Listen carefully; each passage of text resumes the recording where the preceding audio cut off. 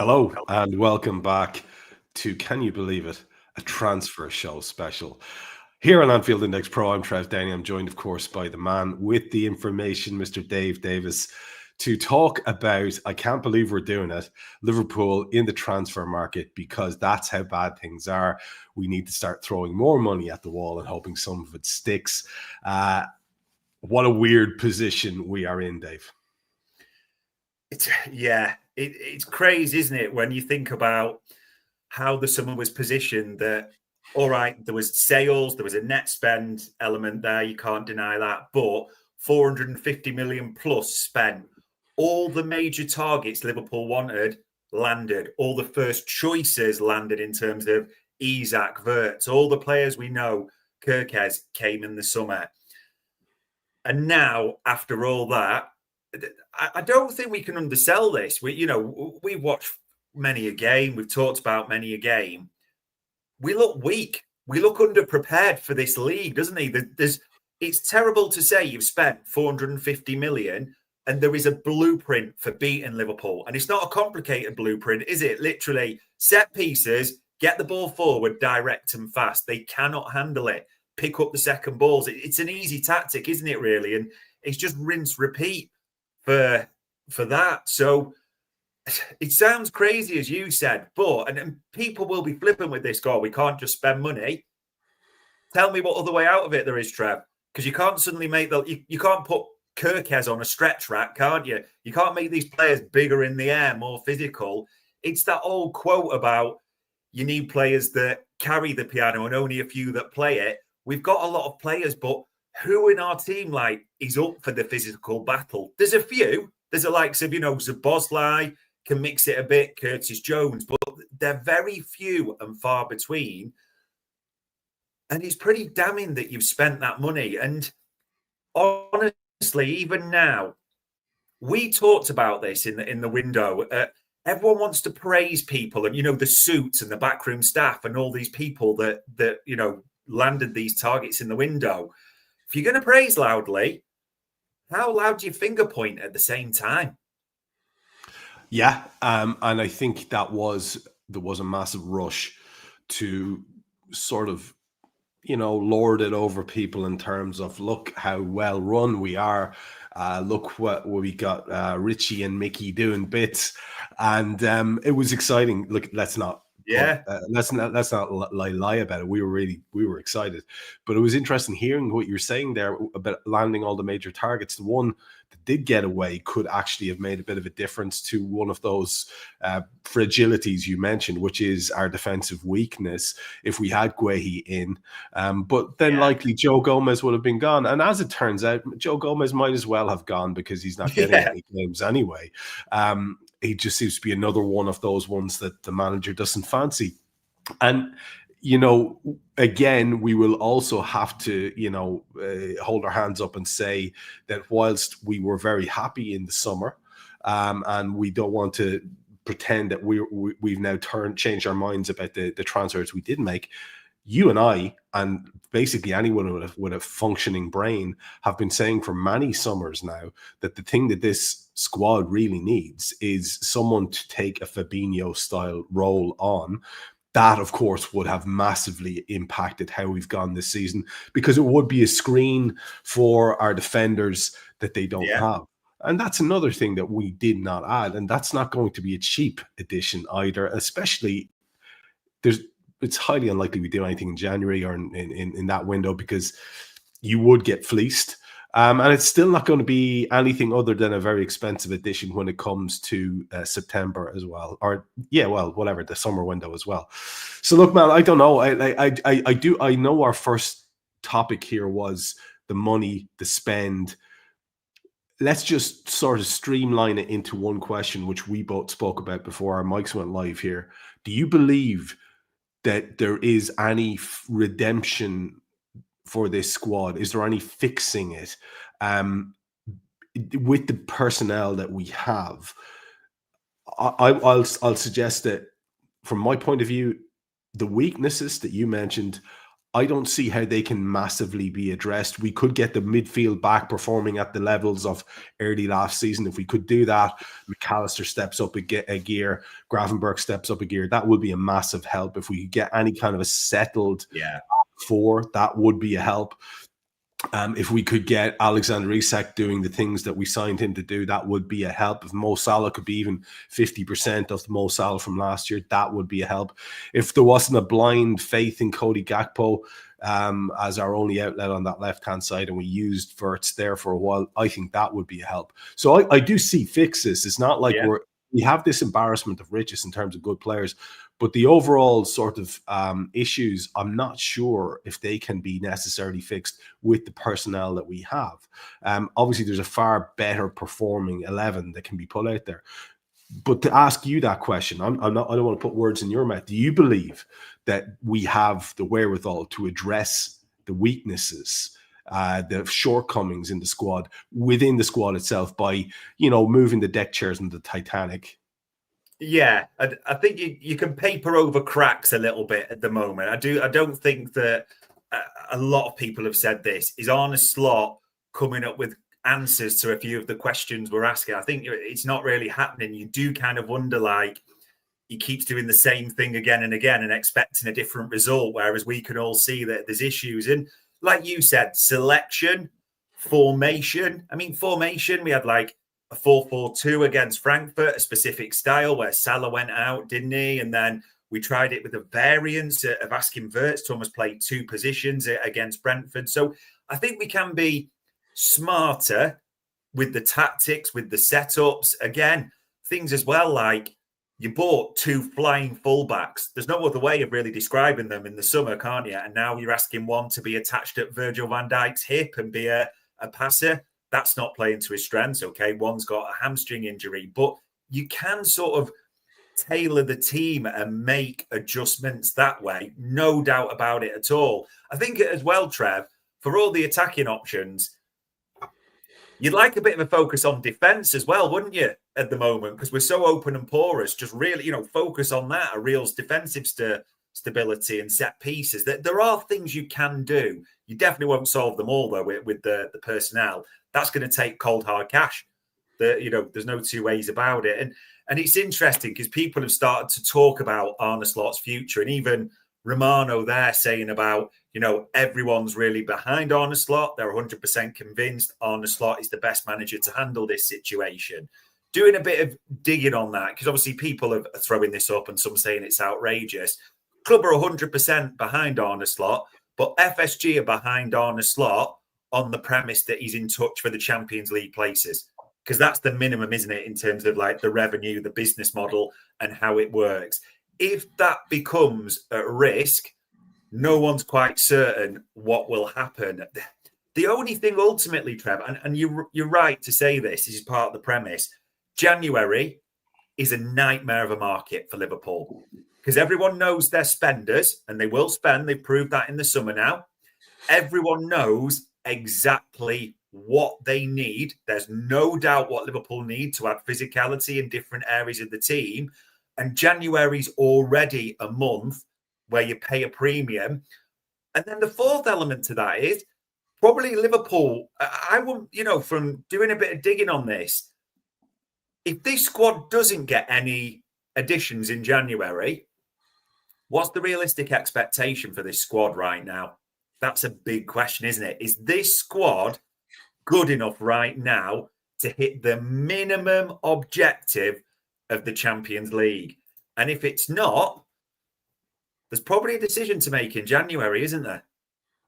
Here's an interesting question, because you had the picture of the boys shaking hands, and you've mentioned the fact that the manager's future has been up for question, because this is, I won't say it's unprecedented. We had a few bad blips under Klopp as well, but it is sort of, I think it's more the nature of the way we've been losing games, and the nature of the performances is making people ask questions. Sensible people are asking the question. is it possible that he could have maybe lost this group? That can happen just as quick as the bonding can happen, and they've had this traumatic experience as well into the bargain, and it could just be that some people have started to drift, and I don't know if there's any fixing that once it starts, because you look at the group of players we have, Dave, and honestly, I'm sure a lot of coaches would be rubbing their hands together at the thought of getting them and molding them into some sort of a team with a philosophy that they think would work. So we shouldn't be writing off the season if we can't get recruits in January. I don't think that's I think that would be. I think that'd be letting everybody off the hook, to be fair, because we didn't want to talk about transition seasons last year. So I don't want to hear one now just because we've added new players. That kind of talk to me is it's very defeatist. It's like the lads who are delighted to be in the conversation during the Klopp years. Lads who didn't mind losing Champions League finals, or lads who didn't mind being out there losing leagues by a point.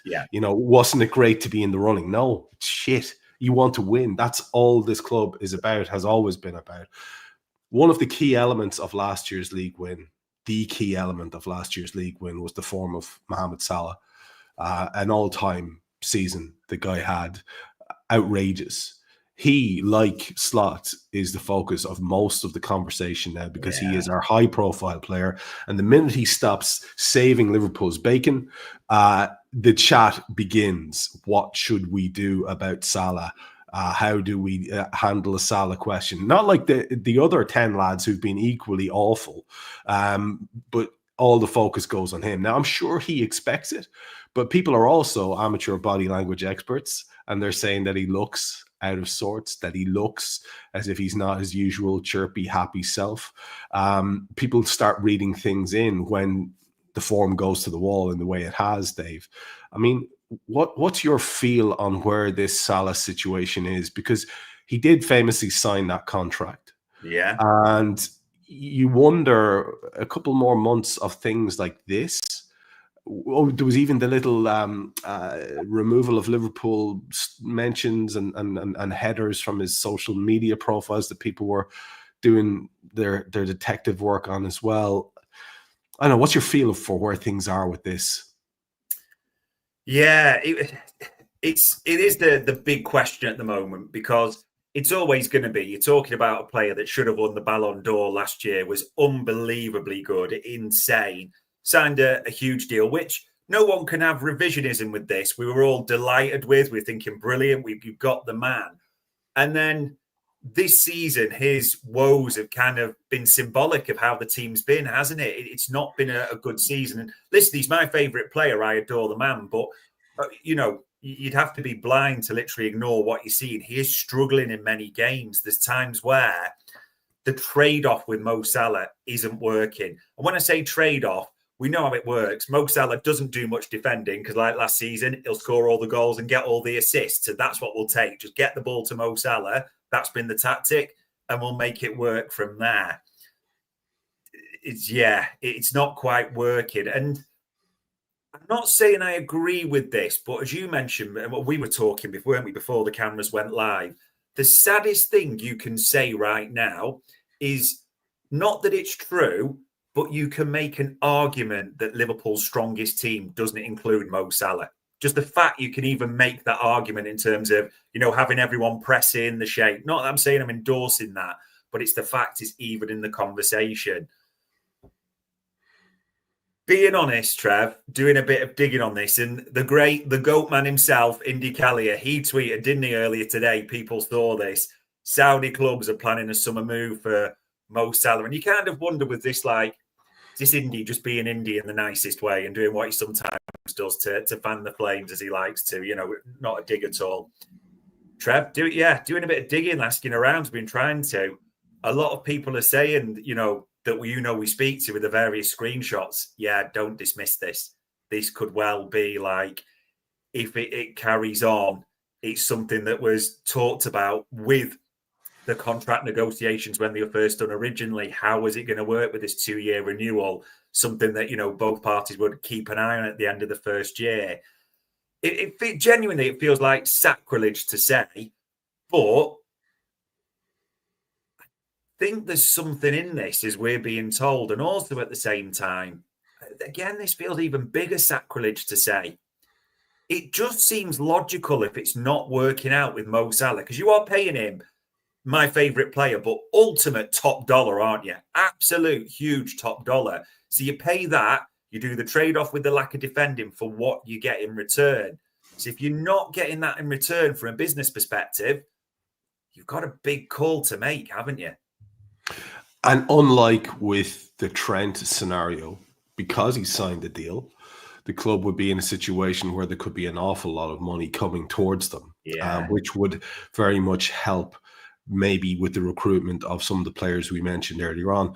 I'm very, very sad to see that a member of our chat panel is bored because we've rehashed this issue to death. Let's talk solutions. But this is a transfer show, pal. And obviously as well, you might have missed the bit where we went through and I walked through all the various things that we could be getting from the team. And we would like to see the solutions coming from the current squad, because that's the only choice we have until the window opens in January. And realistically speaking, for the reasons they've outlined, the only reason we have for any hope for the rest of the season as well, because recruitment in January is going to be both difficult and massively expensive. So, I mean, in terms of maybe moving ourselves along away from the Salah thing, because it's such a divisive topic. Yeah. People come out of the woodwork who've sort of always sort of maybe harbored grudges or had bizarre takes, or notice that they have a platform now for saying that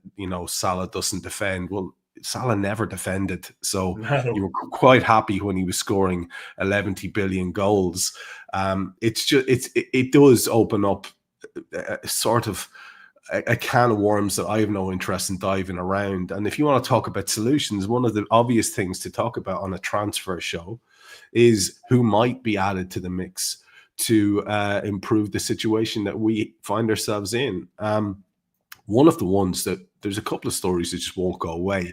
The two big ones, though, well, 2 to 3 big ones are very interesting. And I heard someone say around the idea of Semenyo, who we'll start with, that, signing Semenyo now would be wonderful. He's a clearly excellent footballer and might add some of the directness that we really, really need on the flanks in particular, where we've been less than impressive.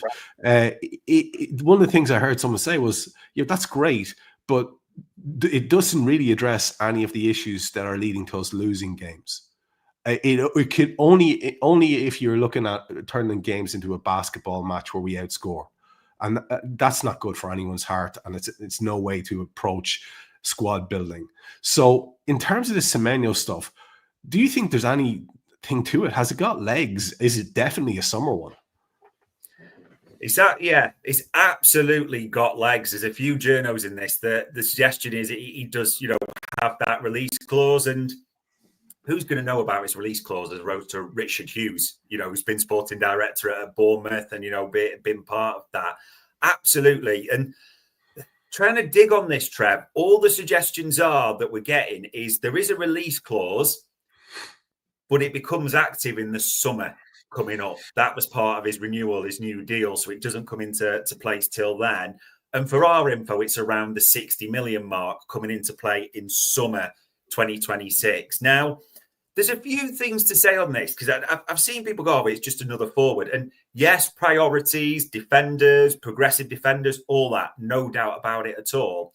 But I think people are missing a trick in terms of saying Semenyo doesn't help us at all. Yes, he does in a certain sense, because when we sold Luis Diaz, we didn't have a left winger, that could just progress the ball, just give it to them and get the ball up the pitch by hook or by crook. Semenyo's physical gifts are insane.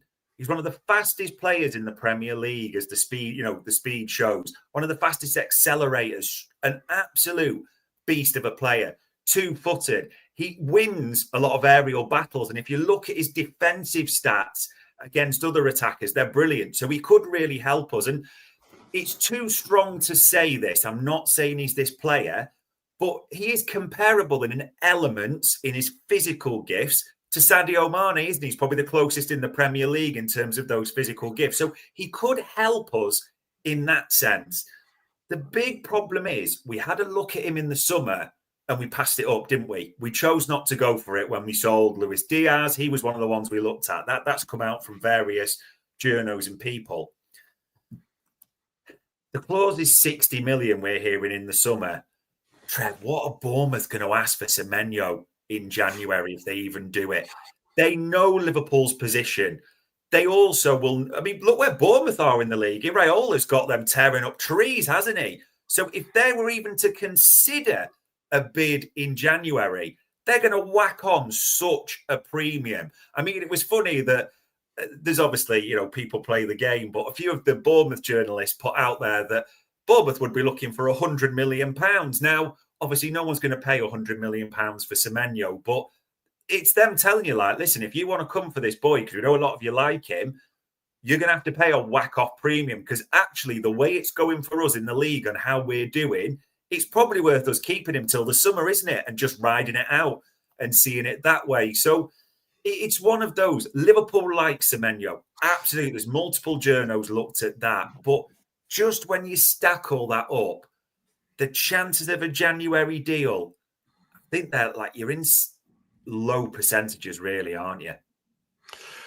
Yeah, I mean, and again, if you were going to spend a lot of money in January and do a panic buy, it's not going to be another attacker. No. It's just not going to be. No. So we either wait for the summer and the release clause to kick in, or that's, I would think that's the only option for Liverpool there that we could possibly see happening. I do think it could happen, actually, depending again on how the rest of the season goes, and perhaps maybe one or two others moving on. We mentioned one already who might be on his bike, and there would be money coming in on the back of that. Iraola was one of the first names being mentioned by all the slot out nut jobs who are coming out of the woodwork immediately after the second loss.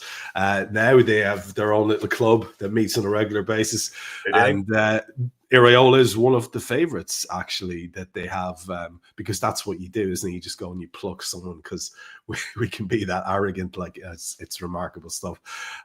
In terms of other recruits, though, that would be making sense for us, the big one I think that everybody's excited by, and it's not that he would be a Salah replacement, but that there's elements there that could replace certain parts that Mo has offered us at his peak, is Michael Olise. He too has a release clause. I would imagine it's more expensive than the one we've just talked about with Semenyo. What do we know about that? Because that was one that's been rumbling around since the summer. It's funny because Max Eberl came out and said, like, no, there's no release clause. We want him to sign a new deal. Yeah, they want him to sign a new deal because there is a release clause in that contract and they want to get it out the contract as fast as possible. Because let's be honest, Michael Olise is absolutely tearing up trees for Bayern, isn't he? He's been brilliant this season. He's established in the French national team. He's got Premier League experience. For Liverpool, Michael Olise in the summer is the absolute dream signing, isn't he? Many have mentioned that. If you are going to replace Mo Salah, he's the best you can get. And he's a sensational player. There's no doubts about that. The problem is, again, it's just the problems stack up. You have to be honest about this. Liverpool are going to need to spend money, and not on attackers right now, aren't they, Trev? That's not the priority, as we said, if you're honest. Even with the release clause, that's going to be big money. And you do wonder that there's not as many sellable assets, is there, as there was in the summer. So, how are you going to balance it all out? Yes, we would love Michael Olise. Of course we would in the summer, for a longer term planning. And then the other element is, a lot of other clubs would like Michael Olise, wouldn't they? Let's be honest. Chelsea were linked, City are interested. All the big Premier League hitters and other clubs in the world, if Michael Olise is there and has a chance, they would do it. It almost feels, and I'm saying this, that we said almost before the summer window, Liverpool have got aspirational signings, but let's be right, they're not going to get Florian Wirtz and Alexander Isak. We'll probably end up 2 or 3 down the list. So this is an absolutely aspirational signing. So you can never write it off anymore. But again, it's just hard to see, isn't it, based on what the team needs right now and what, budgets can be funny, but struggling to see it a little bit. I mean, you give me a run at the bank balance, and I'm going to try and get Wharton, Baliba, someone like that, maybe both, because they're the profile of player you think could really enhance the squad. And defenders are obviously going to be needed as well, because we kicked the can a little bit with the Robbo situation. And, we've got a flying wing back type that we signed for biggish money. And, the lad that we've got there, our Northern Irish kid, is not currently at it either. So there may be more plug and play people needed in the summer. There is one more that has been mentioned a lot, and that is Mr. Minta. Seems like one that our backroom nerds are fond of. Seems to profile well from a numbers perspective, Dave. Yeah, very different to Elise in terms of like output and the style that he is. But yeah, info on this, we mentioned him in the summer. Liverpool have watched him a lot so far this season as well, and they are impressed. The big things that the analysts are calling out from our info is just his sheer work rate. No one averages more sprints per 90 in the Premier League than Yankuba Minteh. So he is gets up and down, works so hard. Let's also be honest, he is absolutely rapid, isn't he? And he does make things happen. It's not that he's, the output's going to be a question, but he is young. He is 21. He is left-footed, plays on the right side. So that comes into the mix. But yeah, from doing some digging on this, Trev, if there is, and people won't like it, we're just telling you what we're hearing. If there is set to be someone on the right side who comes in, it seems to be more the suggestions we've got are Minter would likely be well ahead of Elise, despite not what we do necessarily, but that's what we're being told. It's very interesting. It really is. And obviously, we have to balance this up a little bit, because there were 2 kids at the start of the summer that we were very, very excited and high on, it appeared, in terms of squad involvement. Rio Ngamoa, on his last outing, it just felt an awful lot like you were watching a young kid trying to play in a man's game. He was getting monstered in challenges and stuff like that. And I felt sorry for him, because he had such a head of steam built up, and then almost no involvement, and then you're throwing them on in a hopeless situation, really, or in a bad situation.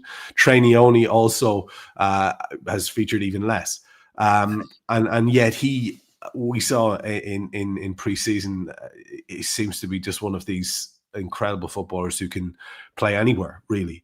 There's an awful lot of talk about pathways and progression and all this kind of stuff. Are we seeing the truth of that now, that maybe those things aren't really there? You can be in and around the squad, but I mean, those guys, stack up the minutes.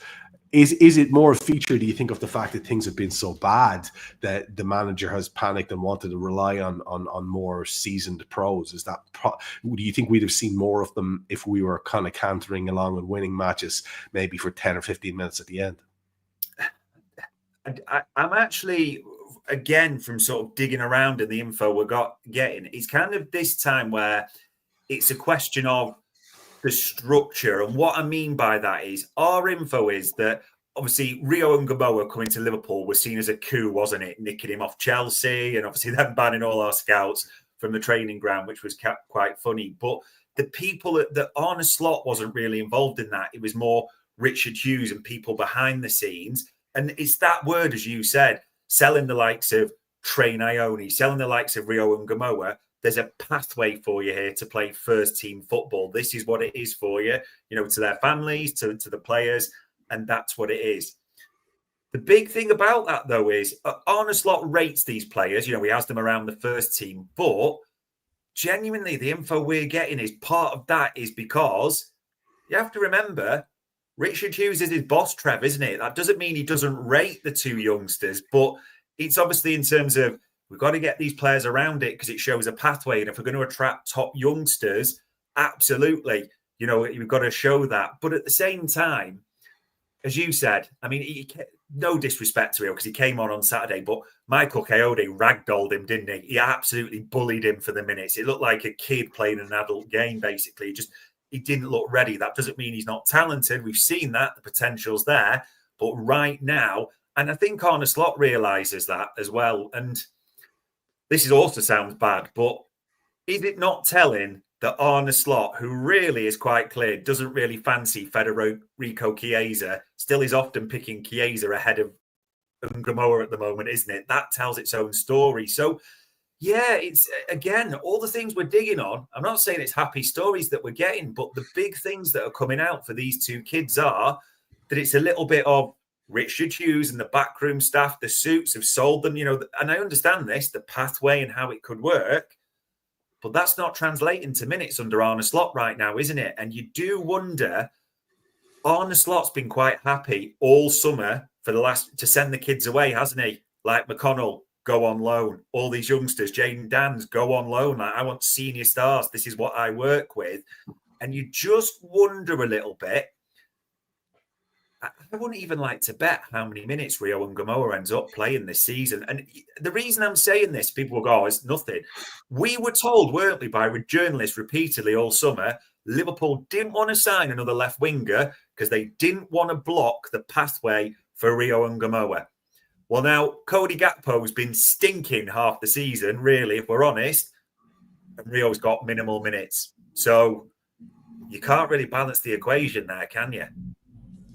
Not at all. Not at all. And there's no indicator that it's going to change anytime soon.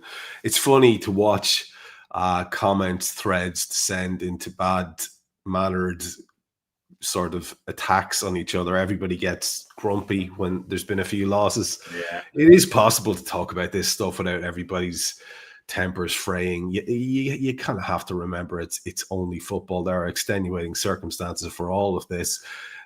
I think what it comes down to for me, David, just to derail us for a second off the back of the chat about the kids is, unless I'm mistaken, it's a 7-point gap to Arsenal at the top now. That's right, isn't it? And their goal difference is so much better that it might as well be 8, which means we're looking at a 3-win swing.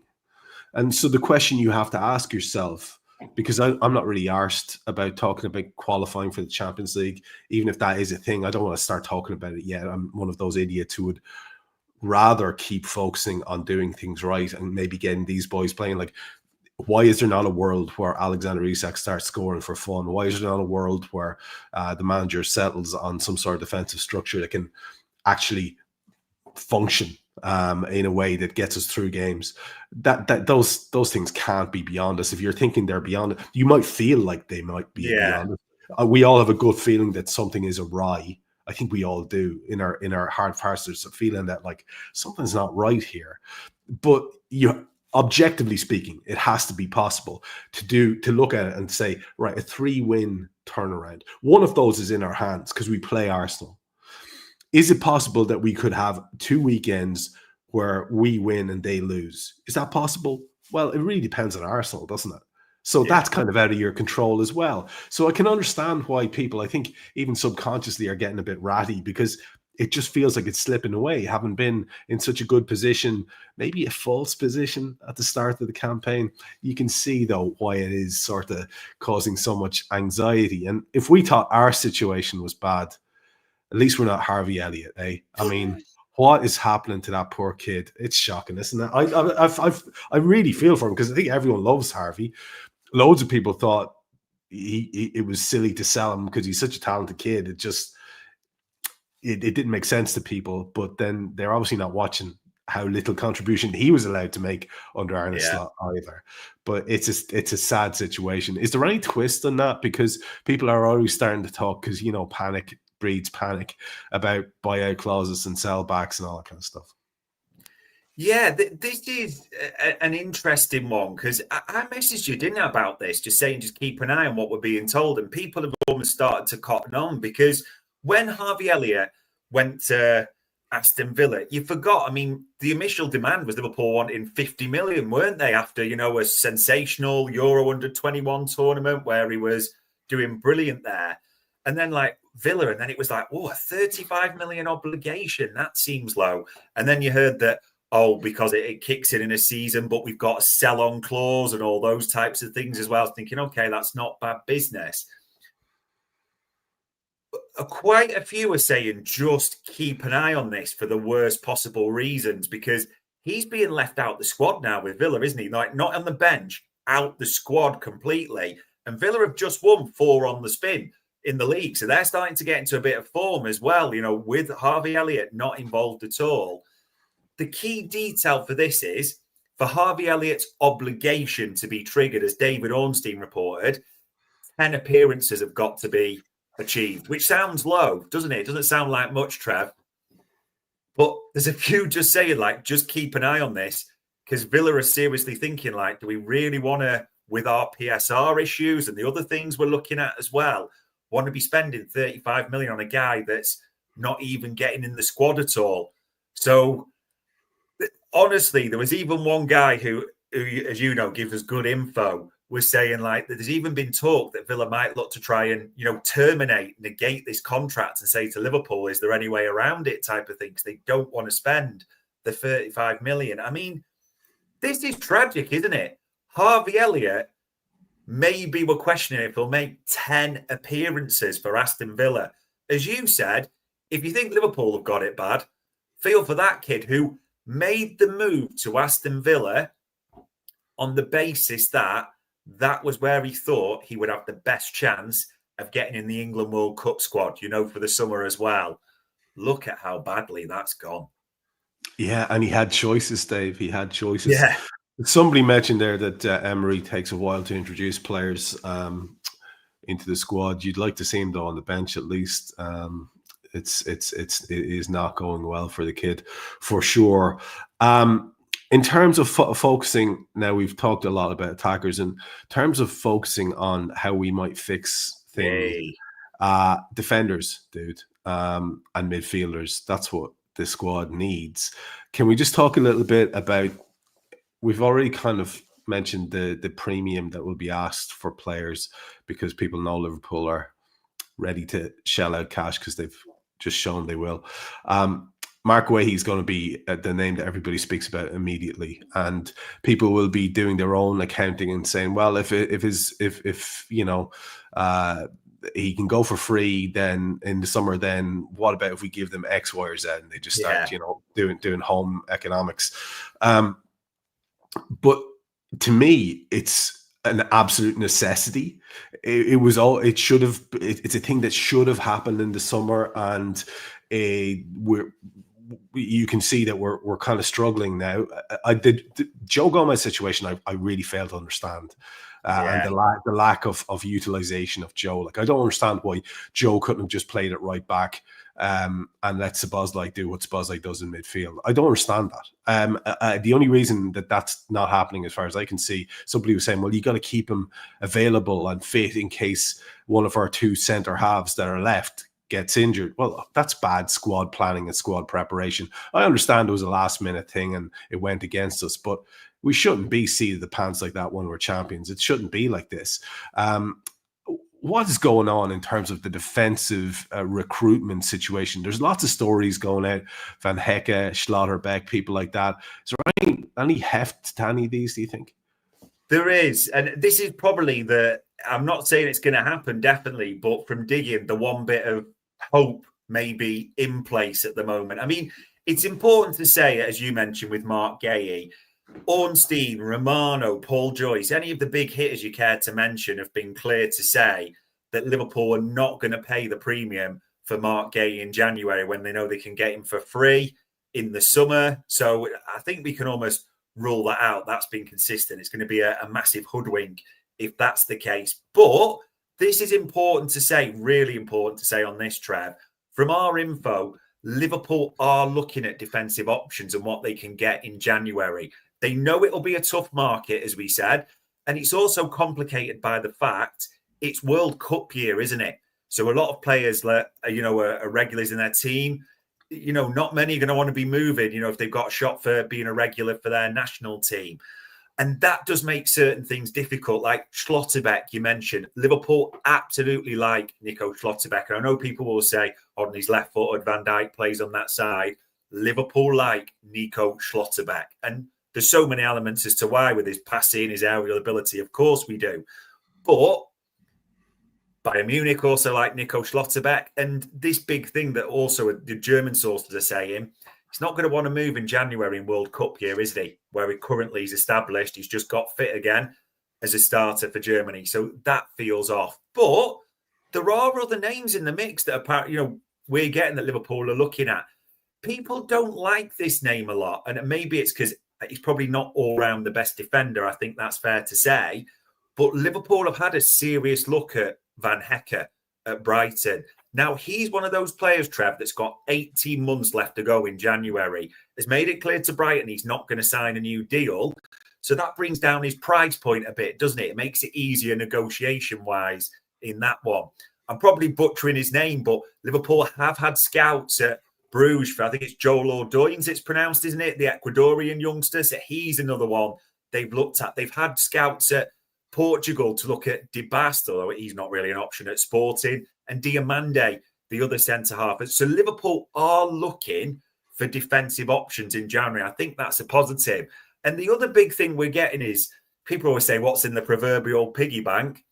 Well, they screwed up the Gay deal, so there's at least 35 million there, isn't there, waiting to sort of go with the spends and the readies. And actually, if you're uncertain as whether you're going to get Champions League, and you're right not to give up hope, and I get all that, but if there's any doubt at all, Liverpool will look, because we're being told, it's where, you can't risk it to not buy one defender if you can get them in January. So this is the one bit, I know we've kind of been miserable in the show saying, rule this out, this is what we've been told.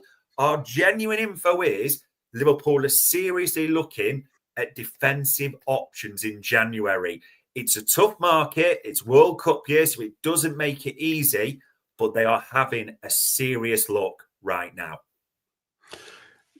Should we send out the bat signal to get Kostas Tsimikas back? Would that fix everything? I mean, I do want to talk to you about the left back situation though, because we'll finish with some chat on midfielders, because that's what gets people's adrenaline flowing on transfer shows, is people we might buy.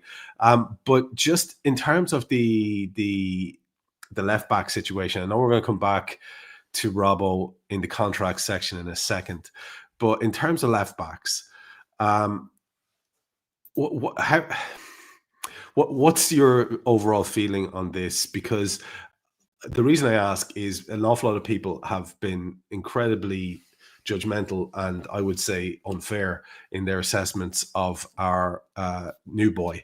To me, you alluded to it earlier on, it feels like he has been hung out to dry a little bit.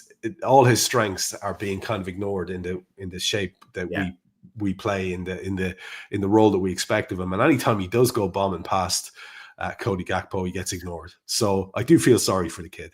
And people have seen Robbo as, in case of emergency break glass, bring Robbo back and everything will be fine.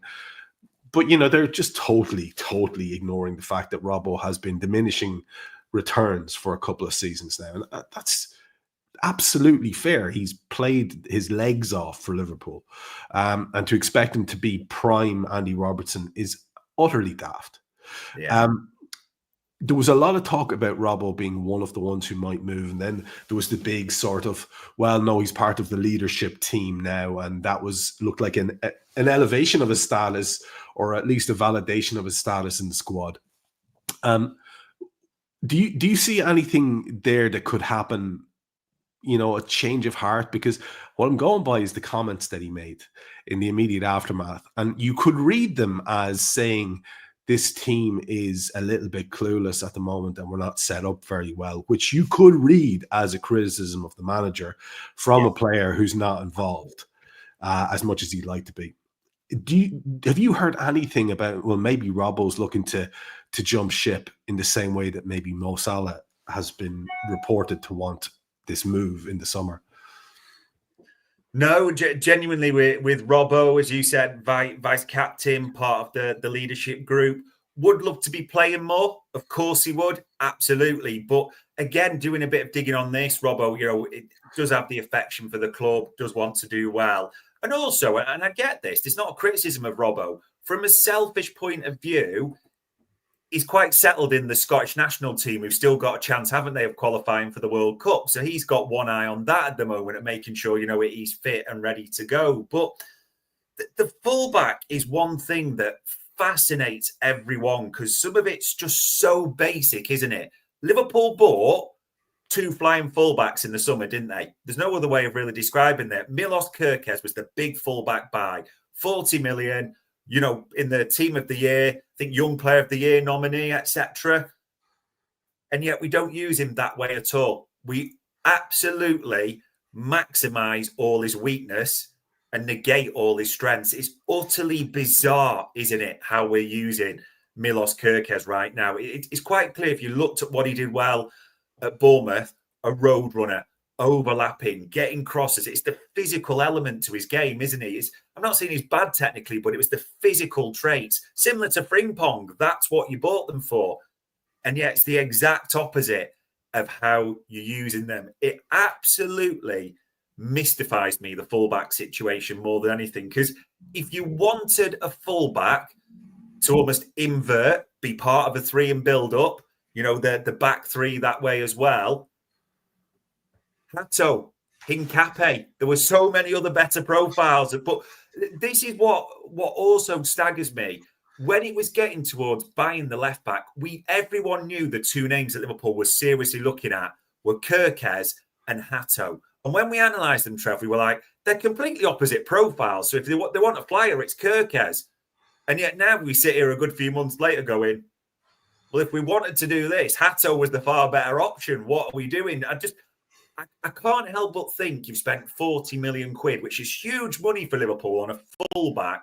Surely at some point, and 70 million when you take into account Frimpong on the other side, surely at some point someone says, hold on, we've got flying fullbacks. If anything, Connor Bradley's better suited to passing up, running up and down, because they're not progressors, are they, in that nature? Why are we not playing to their strengths? It's the one thing I think everyone is unified in the fan base around like the American version of The Office, that John Krasinski one, because I know you like a good modern reference. We all want to put that gif in the chat when we see the fullbacks going like, what the fuck is going on type of thing. Like, why are we just not letting the fullbacks play to their strengths? It's utterly mystifying, that recruitment element and how they're being used. I don't know the answer. It staggers me. It really does. Yeah. And if you sensed that there was something that was just not quite clicking, but was on its way, I think everyone would be a lot happier. But we just seem to have 3 different game plans in any given game, which I think is upsetting people, especially when you're in a situation where you're lofting balls forward to Virgil van Dijk in the last minute. It's not a good look. There are 2 things we want to finish with. It feels like talking about the contracts might be a good one, because will we do that? What do you think about that, Dave? Will we talk about the contract situation now and then maybe leave people with a bit of hope for new recruits with the midfield? That seem okay? Because I think I see a lot of people chatting about how it's going to be last year for X, Y, and Z people, and that the summer ahead could be a very busy summer, and like we've just come off the back of the most ridiculous summer of recruitment that most of us have seen. Yeah. And look, there's a lot of truth to what people are saying. There's a lot of guys like perhaps Robbo. We have spoken on this show about Ali. We wouldn't have been surprised if he was on his bike this season. We certainly wouldn't be if he's gone next season. Mo could perhaps be in that bracket now as well. Alexis McAllister is highly sought after, and a fella with his background, you could understand maybe wanting to take the jump to Real Madrid if it became an option. Maybe there would be some sort of over and back deal there that could make sense for us in terms of recruitment. Just walk us through the contract situation, though, in terms of people who are definitely in a situation where they probably won't be getting re-upped, or they might be looking to make the move now, or the club might need to make the move now while there's still some contract left. We obviously know Konate's in one of those situations. And also Endo, who showed great attitude and wanted to stay around, but hasn't really gotten the reward for his attitude. Walk us through the contract situation and where we are now. Yeah, I mean, you're right. Easy to start with Robbo. There's no active talks going on with Robbo. It's like everyone wants to be respectful because of what he's done for the club, but we all know what's going to happen at the end of the season, don't we? It's zero surprise. It's the right move for him. It's the right move for us. So we'll get a great send-off at the end of the season. Of course he will. It's the right thing for all parties. Endo, yeah, as well. I mean, Endo's got, in the nicest way, is a cult hero, but he's got no hope. He's not even getting minutes at the current thing. So he's going to move on. Doing a bit of digging on that. The big thing, Endo's not looking sort of kick ship because he's still in position with Japan to go to the World Cup, isn't he, for the summer? And then look to make the move and obviously get a move from there. So, he's going to be off in the summer. The big thing that I don't like about the contracts is they've been in talk with Curtis Jones, and people have missed this, Trev. Curtis Jones is in the last 2 years of his deal. In the summer, he'll have a year left to go. Now, Curtis Jones is in a great bargaining position because he's homegrown.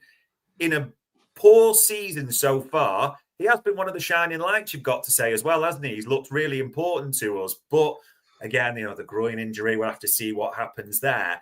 Curtis Jones is also aware that Dominic Szoboszlai, Alexis McAllister, Ryan Gravenberch, when they came in that summer, they got a bumper pay deal, didn't they, as well, to come in and join Liverpool. So Curtis Jones is well down in terms of the squad list and what he's being paid. So homegrown, and you don't blame him on this. He wants to be rewarded or fairly remunerated for that, doesn't he? That's a good word for a Tuesday, doesn't he? So, of course, that's in the mix.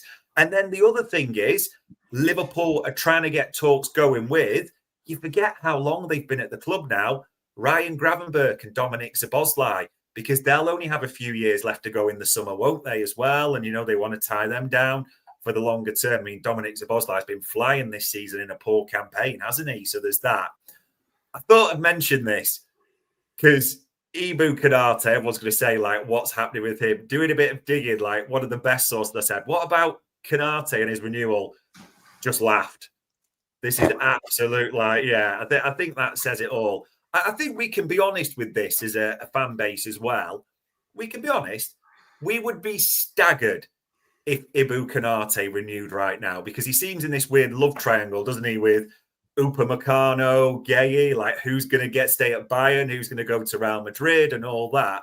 Maybe the one thing at the moment is Konate's not in the form that clubs are lining up for him, are they? Even on a free, he's really struggling at the moment, but he's got a World Cup and all that to come. But 99% certain, you never know, and people will go, no, it's not. But all the suggestions are Konate will be off in the summer as well. So it's not going to be the level of change that it was last season, of course, but there's a lot of question marks over contracts and departures right now in the summer already, isn't there?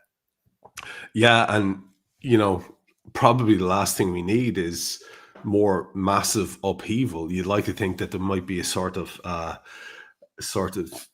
I don't know, settled look to the team by the end of the season. But really, when you start breaking it down and looking where everyone is in terms of contracts and maybe the stage of their career they're at and so on and so forth, there could be quite a lot of movement. Again, I think it's highly likely. We will start or finish then with a mention of one of the areas of the team where we do need to have more movement and more recruitment. I think an awful lot of people told themselves last season that we discovered we'd hacked the defensive midfielder situation by playing Ryan Gravenberch there as a six.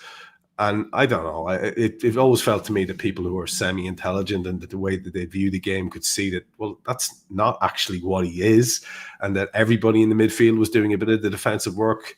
Yeah. McAllister, Szoboszlai, and that, Gravenberch is a very good player who was doing his best in a role that, is not necessarily the role he's best at. it feels very much like we do need those screening presences. That holding midfielder role seems to be something that this team is screaming out for and has been for quite a while.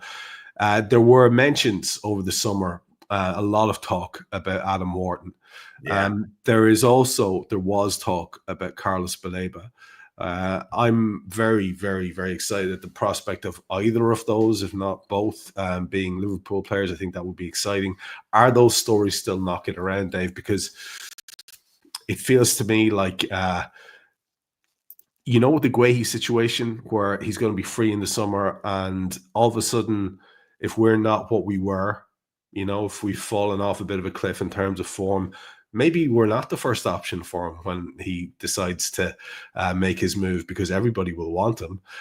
Similarly, if we don't watch out, we may not be quite as attractive to someone like Wharton or Baleba. That's an interesting part of this equation. It's such a weird one, and it's maybe telling of where we are now, that when we first obviously started digging on the names and what we wanted to hear in the summer, the big midfielder that Liverpool were having a real look at was Adam Wharton. The info we had was Baleba's not really the profile that Liverpool are looking for. They're looking for passers, ballers in there, as we said, aren't they? Rather than the physical nature, moving away from that a bit. And Adam Wharton didn't come. Part of that being because Crystal Palace, the sales they made with Eze, what was going to happen with Mark Guehi, and, Glasner threw a hissy fit as it is, so he was never going to let Adam Wharton go. And to be fair to Adam Wharton, a young player, again, important to say, it's World Cup year, isn't it? So Wharton's got, ambitions of being that England team, being a regular there as well. So settled, not going to make the move last summer. But for the summer coming, 2026, post-World Cup, Adam Wharton's on the move. Every journo's got that all the big clubs would like Adam Wharton. City, Real Madrid have got an interest. We, of course, like Adam Wharton. Absolutely, we do. And we're trying to use every connection that we can with Adam Wharton, as in his family are big Blackburn fans, aren't they? It's the Kenny Dalglish, that element. He's a hero of Black. Of course they are. They're trying to use any element they can to get Adam Wharton. But like you say, he's not going to be short of admirers or options, is he? So are we going to be at the top of the queue? Maybe a different discussion. The one thing that's changed, and this is the biggest thing we've probably got on this show, is the Carlos Baleba situation. Because last summer we were told, nah, not the type of player Liverpool are looking for, not really good enough. As a passer, a footballer, a different type of team, not the profile we're going for. We're looking at players like Adam Wharton, Dean Huijsen, do you remember, in the back, progressive players, ballers, rather than physical elements. Maybe it's just indicative of where we are now, but we've had, as you know, Trev, we've had it verified by a few sources. We've spoken to Carlos Baleba's team and Brighton about what they were looking for, what sort of, wages were in the mix. And part of that's been prompted by United had to go in the summer, and Carlos Baleba does want to move on from Brighton as well. That's really important to say, for his next step. I think, though, if we're being honest, we're told in the summer, not the profile we're looking for, ballers, that type of thing. To now be looking at Baleba, which I'm not being derogatory, I think he'd help us out loads, wouldn't we? We both love him to come into the club. But is that not an admittance that you failed a bit in the summer in your profiling? Is that not an admittance that actually we screwed this up a bit and we need more physical elements in the team? We actually do need a proper DM. We got this completely wrong. So that comes into the mix as well. And the other thing, it's Brighton, Trev. They would absolutely pull our pants down for Carlos Baleba in January. Can you imagine how much they'd quote to Liverpool to get Carlos Baleba?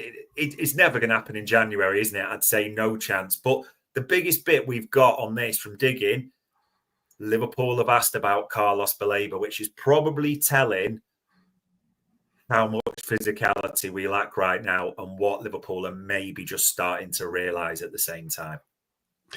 It's a transfer show, so we talk about that. But I've heard you discuss the topic that you've been kind of skirting around there towards the end of your comments of what if we got it wrong?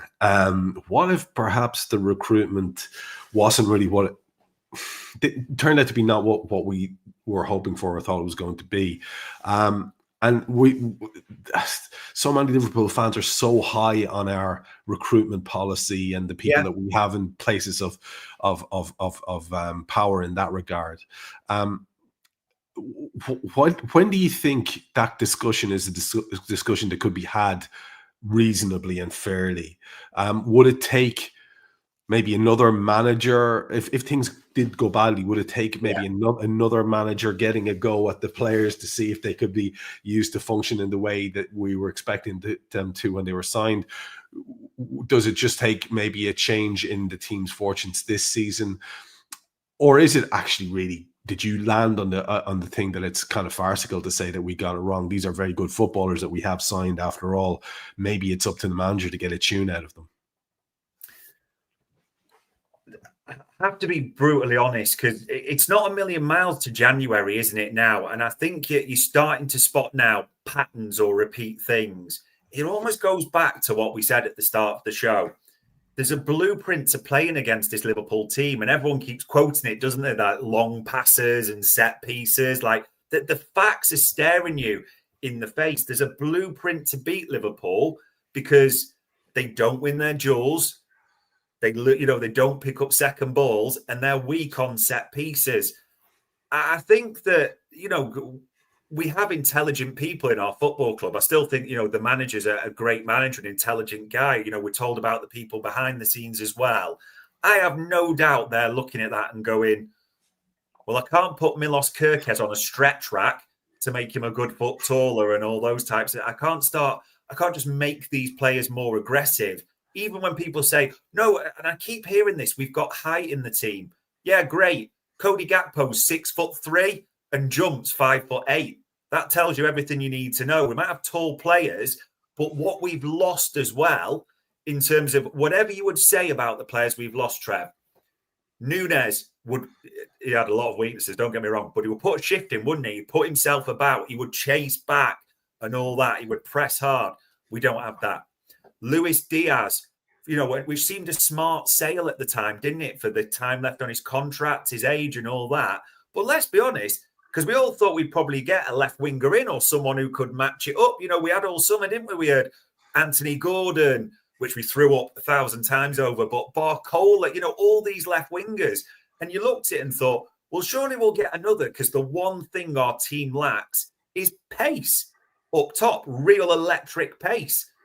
And that's why we also thought maybe Semenyo was in the mix as well, but we didn't solve that. And I just don't see, you can mitigate and you can paper over some cracks and do some changes, but the only way to get our team to be more physical, better, and I see people saying you've got to coach them to be more aggressive in the air. What are you supposed to do? Just stand in front of Cody Gakpo and go, rah, type of thing to make it's in the player or it's not, isn't it? Some players have their attributes. I don't think we're as bad as we are right now. It's never as bad as you think. But I've got to go back to what I said. I know we've spent 450 million. I think you've got to spend more to solve these problems. The only way you're getting more physicality and, better attributes, more progression in the squad, you got to buy players. Yeah, which is very, very good news for a show that's called The Transfer Show, I guess, considering we do see things from a Liverpool perspective. I hope you're all going to be okay. There's an awful lot of sad, angry people there in the conversation as I glance over it. One fella having a chat with himself there, he was calling me out for something. I couldn't understand what it was. Fair play to him, as if I'm going to respond to that on a live show. But I don't know really what you're on about, lad. It doesn't make any sense. I read it back there. So I did give you the chance of making sense. It didn't make any sense to me. Dave, we should wrap it up with the proviso that we will be back if we hear anything, obviously, on any of these stories that are breaking as they do break. because you never know when news is going to tumble out about someone, and it just takes one or two more bad games for the panic buttons to start getting hit in earnest. So I do think we probably will be likely to be back. But for this one, final word to you, brother Ant. You want to finish anything you want to just finish up with by way of a final statement? I'll sign off and say thanks to everyone who's watched, a respectable amount of you there in the live watches, and all of you guys in the chats as well. Thanks for that and your contributions. Dave, anything you want to take us home with?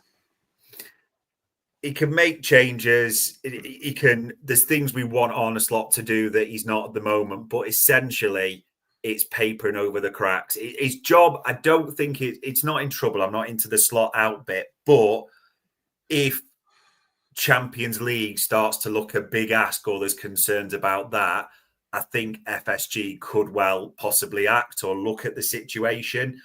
But I just get a feeling Liverpool, and it is a transfer show, that's what we come to. This is the info we're getting. Because of what's happening at the moment, Liverpool are having a serious look at that January market. So maybe for the worst possible reasons, we might have something more than we anticipated to talk about in the coming months.